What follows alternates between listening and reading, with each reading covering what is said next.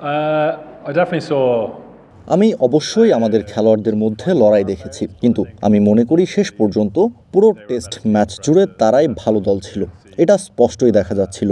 আমাদের মনে হয়েছিল প্রথম দিনটা ঠিকঠাকই গেছে, যদি আমরা আরও কিছু রান করতে পারতাম বা আমাদের কোনো একজন খেলোয়াড় একটি বড় ইনিংস খেলতে পারতো, তাহলে আমরা একটি ভালো অবস্থানে থাকতে পারতাম। কিন্তু আমি মনে করি বাংলাদেশ বেশ ভালো বোলিং করেছে এবং অনেক সুযোগ তৈরি করেছে। আমি ম্যাচটি নিয়ে খুব বেশি হতাশ নই।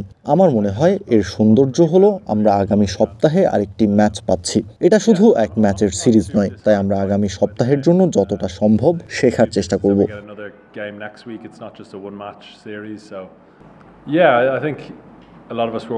আমি মনে করি আমরা অনেকেই সম্প্রতি ওয়েস্ট ইন্ডিজের সাথে ওয়ানডে সিরিজ দেখছিলাম এবং সেখানকার পিচগুলো দেখেছি।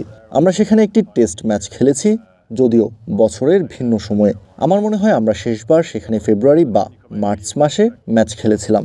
তাই হ্যাঁ, আমি মনে করি আপনি যখন এখানে আসবেন আপনি সবসময় আশা করবেন যে উইকেটে টার্ন করবে। স্পষ্টতই মিরপুরে সম্ভবত এখানের চেয়ে আগের টার্ন করবে এবং হয়তো একটু বেশি। তবে আমাদের সেটার জন্য নিজেদের প্রস্তুত করতে হবে এবং নিশ্চিত করতে হবে যে আমরা সেটির মোকাবিলা করার জন্য সেরাভাবে তৈরি এবং তারপরেও ইতিবাচক থাকার চেষ্টা করতে হবে। কারণ আমি মনে করি আমাদের সেরা আক্রমণ হলো শুধু বসে থেকে ডিফেন্ড না করে স্কোরবোর্ড সচল রাখার চেষ্টা করা।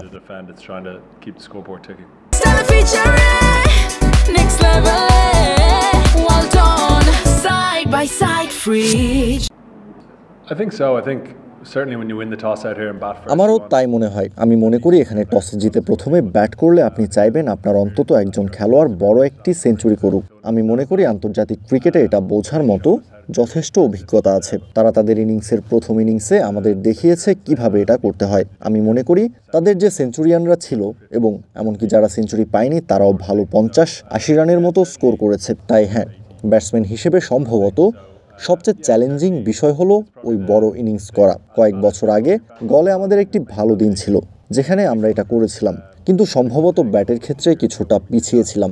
আমরা খুব বেশি লাল বলের ক্রিকেট খেলি না, তাই আমাদের ব্যাটসম্যানদের দীর্ঘ সময় ধরে ব্যাট করার অভিজ্ঞতা নেই, কিন্তু তারা স্পষ্টতই দক্ষ খেলোয়াড় আমাদের ব্যাটসম্যানরা। এবং আমার কোনো সন্দেহ নেই যে এই পর্যায়ে আমরা যত বেশি সুযোগ পাবো তত বড় স্কোর দেখতে পাবো।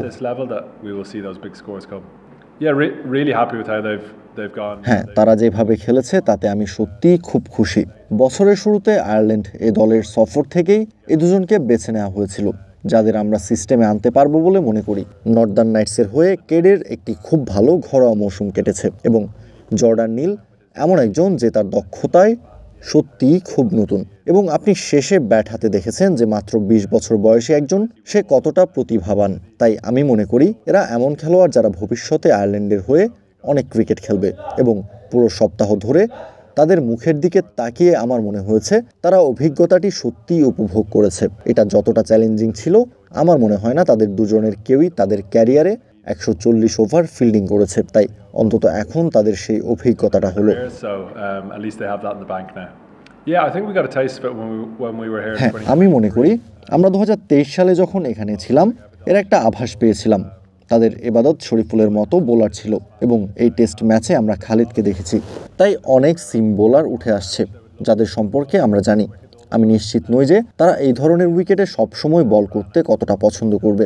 তবে রানাকে ক্যারিবিয়ানে এবং এমন উইকেটে যেখানে সে সুবিধা পায় বল করতে দেখার পর আমার মনে হয়েছে সে বেশ ভয়ঙ্কর হয়ে উঠবে। তার মধ্যে স্পষ্টভাবে সব গুণাবলী রয়েছে। সে জোরে দৌড়ে এসে বল করে এবং এটা বাংলাদেশের জন্য অবশ্যই দারুণ ব্যাপার। ঐতিহাসিকভাবে বাংলাদেশ সবসময় উচ্চমানের স্পিনারদের জন্য পরিচিত, কিন্তু আপনার হাতে এমন কিছু থাকাটা খুবই ভালো ব্যাপার। আমি মনে করি যদি সে ভালো করে যেতে থাকে তাহলে বাংলাদেশের জন্য দারুণ ব্যাপার হবে। খুব বড় কোনো আলোচনা হয়নি, তবে দলের কয়েকজন তাকে বিপিএলে দেখেছিল। তার অ্যাকশনটা কিছুটা ভিন্ন, কিন্তু আমি মনে করি আমরা বছরের পর বছর অনেক ক্রিকেট খেলেছি এবং অনেক ফাস্ট বোলিং মোকাবেলা করেছি, তাই আমরা এর জন্য বেশ ভালোভাবে প্রস্তুত। তবে আমি মনে করি কখনো কখনো ধীরগতির উইকেটে ফাস্ট বোলিং করাটাও চ্যালেঞ্জিং হতে পারে। তাই হ্যাঁ, এটা মজার। এটাই তো আপনি করতে চান। আপনি ফাস্ট বোলার এবং ভালো স্পিন বোলারদের বিপক্ষে খেলতে চান এবং দেখতে চান আপনি কেমন করেন। keep doing what আমি মনে করি তারা যা করেছে তা চালিয়ে যাওয়া উচিত। আমার মনে হয় ম্যাথিউ গত 12 থেকে 18 মাসে অনেক উন্নতি করেছে এবং সে এই দলের জন্য গুরুত্বপূর্ণ ক্রিকেটার হয়ে উঠছে।